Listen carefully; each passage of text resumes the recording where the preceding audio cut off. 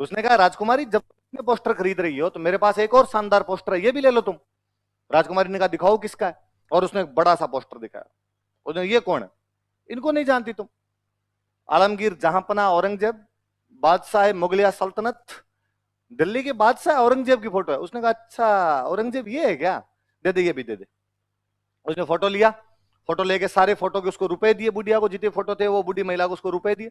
फिर अपनी सहेलियां जो पास में बैठी हुई थी उन सहेलियों को उसने कहा कि ये फोटो है, इस फोटो पे सब जूतियां मारो।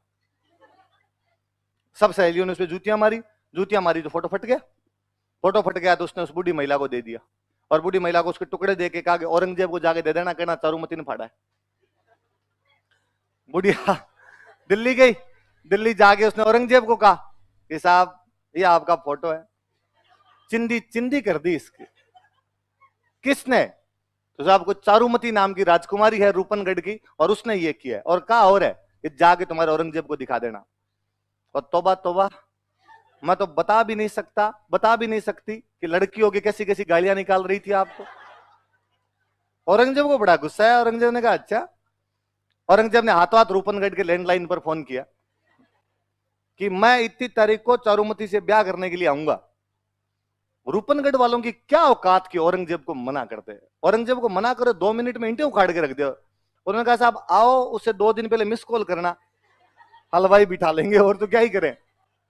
ये बात चारुमती को पता चली कि मेरी शादी किससे करने जा रहे हैं, औरंगजेब। उसने अपने भैया को, पापा को मना किया कि ना मैं औरंगजेब से शादी नहीं करूंगी।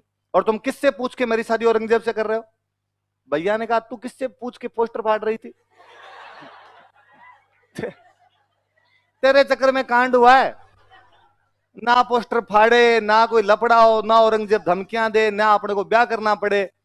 और उसने कहा कि अब कर दिया हो तो कर दिया, पर मैं ब्याह नहीं करूंगी औरंगजेब से। भैया ने समझाया कि देख तू नहीं करेगी, औरंगजेब अटैक करेगा, औरंगजेब अटैक करेगा तो जनता की लड़कियां उठा के ले जाएगा। सेना जो आएगी खुरंजी करेगी, लूटमार करेगी, साधारण जनता की लड़कियां उठा उठा के ले जाएंगे। राजा का पहला कर्तव्य जनता बचानी होती है, और यदि जनता की लड़कियों को नहीं बचा पाएंगे तो फिर मतलब ही क्या है। इन सब को बचाने के लिए जरूरी है कि एक तेरा ब्याह उसके साथ कर दिया जाए।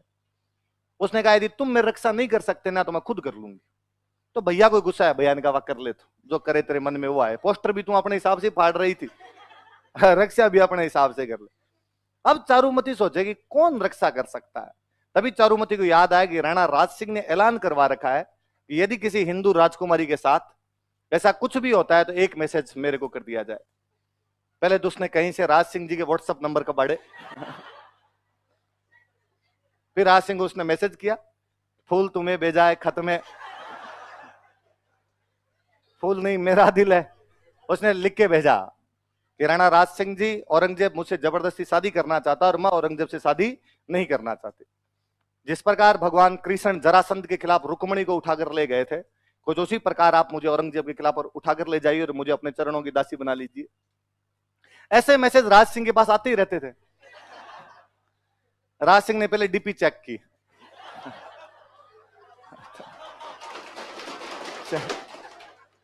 लगा कि ठीक। राज सिंह ने वापस भेजा थम्स अप। राज सिंह ने कहा कि शादी वाला कार्ड भेज दो, चाक बहात लगन किस तारीख को है, औरंगजेब की बारात आएगी उससे पहले पहले अपने आ जाएंगे। अब राज सिंह ने औरंगजेब के पास मैसेज किया कि भाई औरंगजेब इधर अपने जाएंगे देख। उससे थोड़े दिन पहले मैंने एक जगह बताई, जीलवाड़ा, जीलवाड़ा, उस जीलवाड़ा के पास में एक जगह पड़ती है रूपनगर। कौन सी जगह है, वहां की राजकुमारी थी चंचल कुमारी। उस चंचल कुमारी से भी औरंगजेब ब्याह करना चाहता था। राज सिंह पहले जाके करके आ गया, तो औरंगजेब बिफर गया। औरंगजेब ने कहा ये क्या तरीका हुआ, वहां भी तू यहां भी भाई भाई को मिल बांट के करते हैं। राज सिंह ने कहा आगे वाला नंबर तेरा, इस बार डीपी देख ली है, अब कंट्रोल नहीं है, देख तुम यहां ब्याह मैं करूंगा, बाकी का देख लेंगे आगे, आगे 2 मौके तेरे को दे दिए जाएंगे।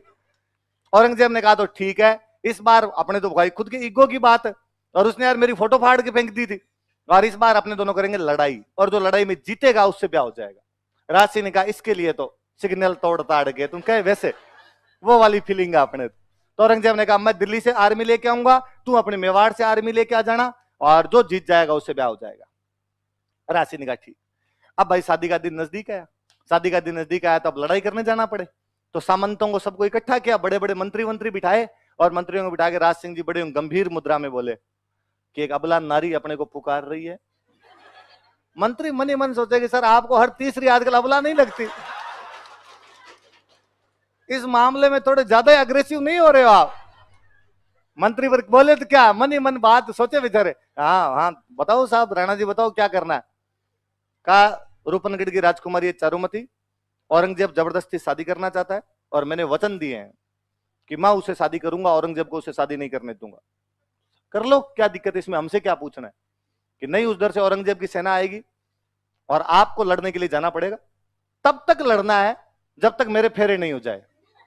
मेरे फेरे होते ही मैं खुद आ जाऊंगा, पर जब तक मेरे फेरे नहीं हो औरंगजेब की सेना अजमेर क्रॉस नहीं करनी चाहिए, अजमेर वाली घाटी के अंदर रोक के रखनी है, उधर किशनगढ़ की तरफ आनी नहीं चाहिए। उन्होंने कहा साहब ठीक है, चिंता ही मत करो, सेना लड़ लेगी जाके, आप तो आराम से फेरे करना, आओ तो ठीक, नहीं आओ तो ठीक, औरंगजेब को हम अजमेर से आगे इंच नहीं बढ़ने देंगे। सेना तैयार। सेना का सेनापति कौन हो? सलुम्बर का सामंत। और सलुम्बर का सामंत इस टाइम जो था उसका नाम था रतन सिंह चुंडावत। क्या नाम था? खानवा के युद्ध में भी यहाँ के बंदे का नाम रतन सिंह था। अब कोई दूसरा रतन सिंह रहा होगा, 3-4 पीढ़ी बाद में नाम वापस आ जाया करते थे। रतन सिंह चुंडावत नाम का कोई लड़का था, वो सलुम्बर का सामंत बना हुआ।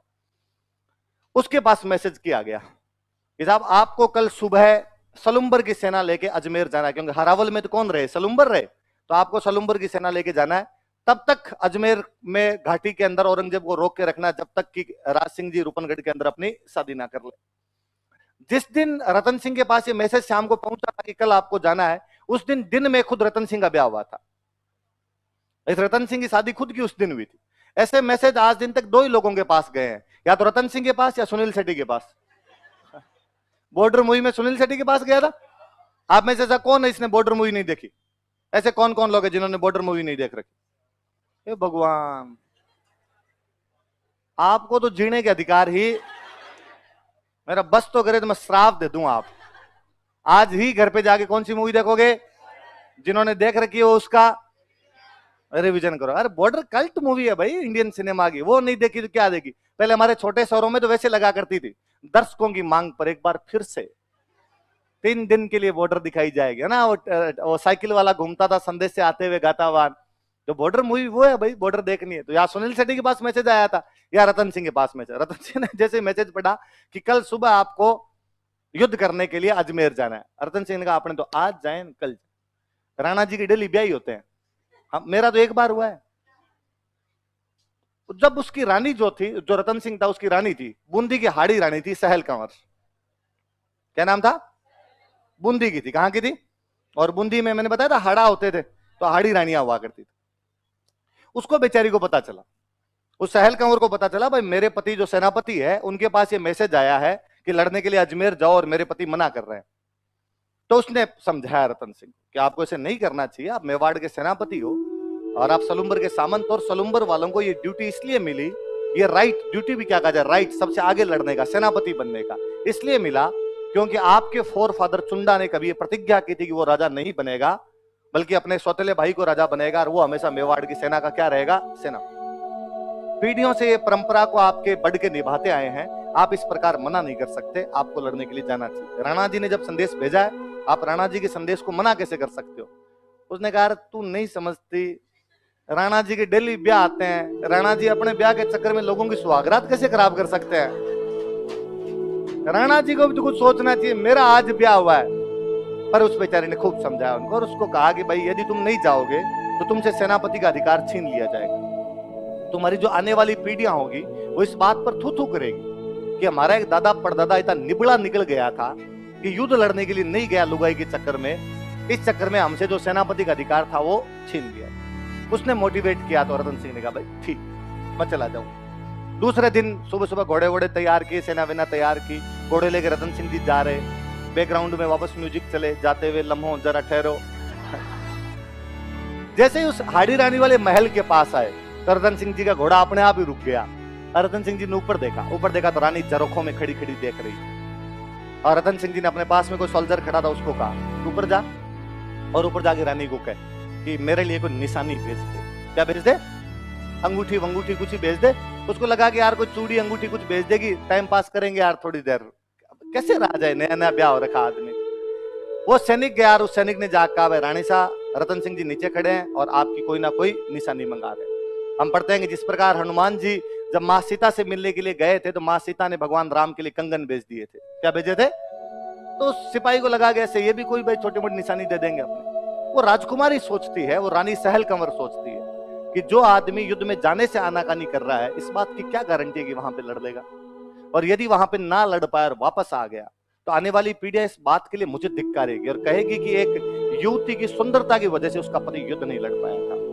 उसे और याद आता है कि मैं उन बूंदी के हाड़ाओं की वो राजकुमारी हूं जिसकी बुआ ने कभी इस वजह से किले के दरवाजे बंद कर दिए थे कि मेरे फूफा एक युद्ध में हार कर वापस आ गए थे। इसकी रियल बुआ थी जोधपुर में जसवंत सिंह की रानी थी, और राजा जसवंत सिंह जब युद्ध हार कर वापस आया था तो उसने कहा था ऐसे बेलखना पति हो इससे तो अच्छा नहीं हो, और मैं इसको पति मानती नहीं। कहा एक तरफ मेरी बुआ जो हार के आने पे बंद कर दे दरवाजे, पति को मानने से मना कर दे, एक तरफ मैं जिसका पति युद्ध करने से ही मना कर रहा है। मुझे लगा इस जीवन का क्या मतलब। यदि सुंदरता की वजह से, मेरे इस जीवन की वजह से मेरा पति युद्ध नहीं कर पा रहा तो मर जाना बेहतर होगा ना ज्यादा। वो लड़की अपना सिर काट के दे देती है। क्या काट के देती है? हम आज दिन तक गाते हैं, चुंडावत मांगी सेनानी सिर काट दे दियो सतरानी। इस चुंडावत ने उस दिन निशानी मांगी थी और सतरानी ने क्या काट कर दे दिया था अपना। और कोई एक कवि का अच्छा दुआ के सतरी सेनानी चाहिए समर सलुम्बर धीस चुड़ामण मेली सियान ईंधन मेल्योसिस। सतरी सेनानी चाहिए, उस सती से निशानी चाहिए थी। समर सलुम्बर धीस, समर मतलब युद्ध, युद्ध में जाते हुए सलुम्बर के सामंत ने अपनी पत्नी से निशानी मांगी थी।